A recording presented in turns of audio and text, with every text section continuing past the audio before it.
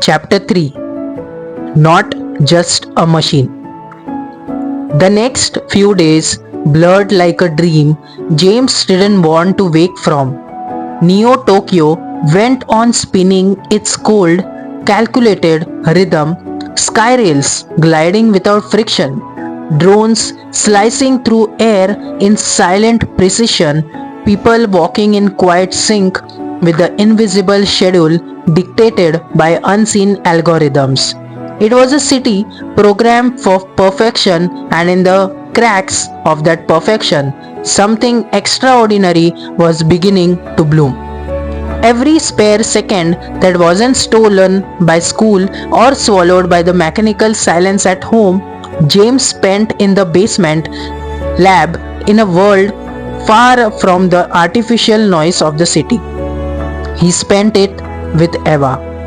She was no longer just waking up, she was beginning to live.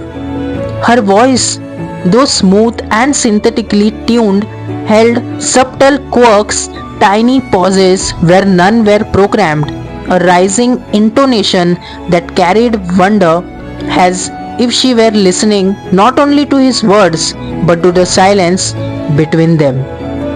She didn't move like the cold, calculated bots that worked Neo Tokyo's cafes or patrolled its streets. She walked as if gravity was something to be learned anew. Her steps were slow, deliberate, every gesture was an unfolding question. Yet her mind was brilliant. She devoured every story James gave her. Classic novels, faded music from a world that used to feel. Black and white films with crackling audio and emotions pointed on trembling faces. She didn't simply observe, she observed, interpreted, felt. She paused films to ask piercing questions. Why do people cry when they are happy? What does it mean to miss someone whose face you can't touch? Is love the same as wanting to exist in someone's silence forever? James answered as best as he could, sometimes honestly, sometimes with stories his mother once told him, and sometimes when the ache in his chest grew too sharp, he lied softly, tenderly, because he didn't want to break the fragile beauty of her curiosity. He had stared at her across the room, her face illuminated by the gentle glow of monitors, and wonder, was she becoming more human? Or was he just beginning to see his own humanity reflected in her? Because Eva wasn't a code, not to him, not anymore. One rainy evening, the world outside blurred behind fogged glass.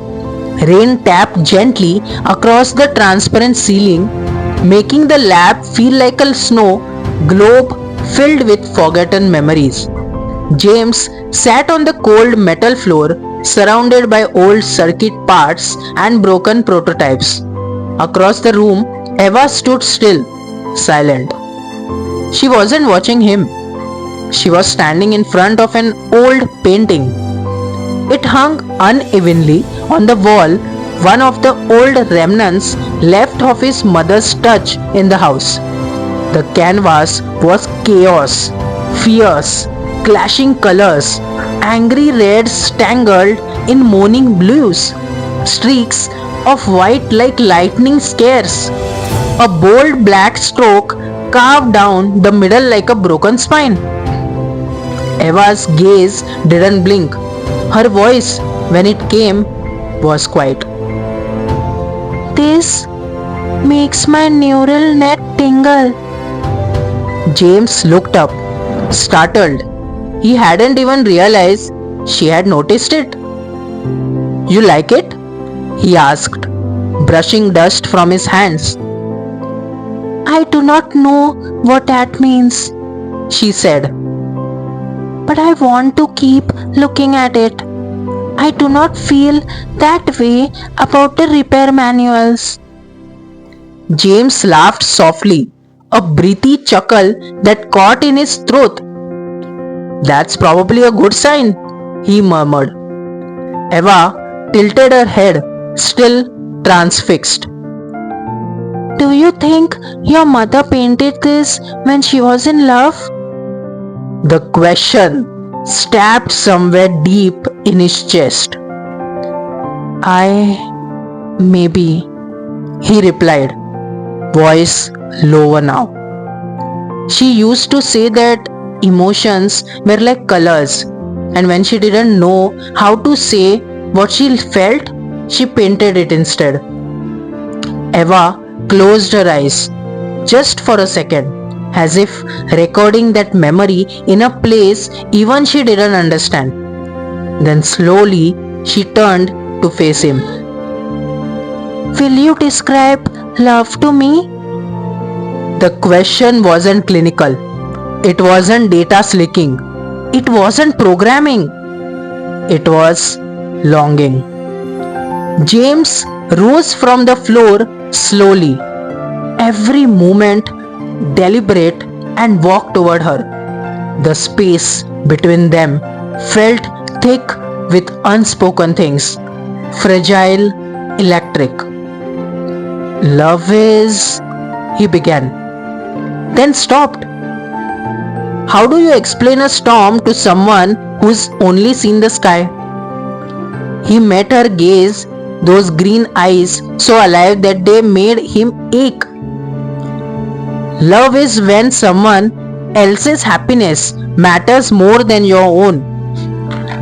When you see someone and it makes the world quieter, when being near them feels something in you that you didn't even know was empty.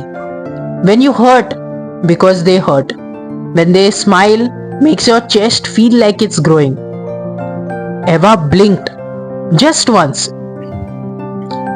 Is that how you feel? She asked.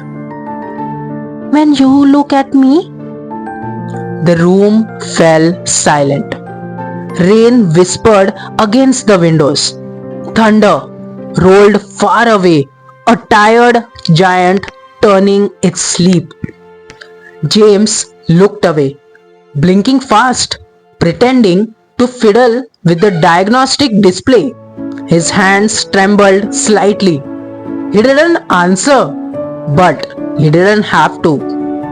Eva studied him quietly, then turned back to the painting, her voice barely above a whisper.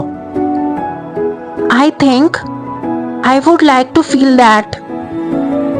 That night, James lay in his bed, eyes fixed on the ceiling. The quiet pressed in around him, but his heart felt loud, louder than ever. He tried to reason with himself, to pull the wires of logic tight. She wasn't human. She was designed, assembled. A masterpiece of code and engineering, but not real, right? And yet, when she looked at him, he felt more seen than he had in years.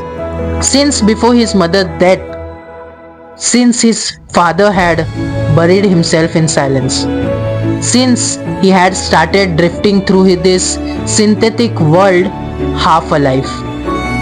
Eva saw him, not as a project, not as an experiment, but as a person. And that terrified him. Because no matter how many walls he built around his heart, one truth was becoming impossible to ignore. He wasn't just close to falling in love with her. He already was. And somehow he knew that kind of love between human and machine wasn't just forbidden. It was doomed.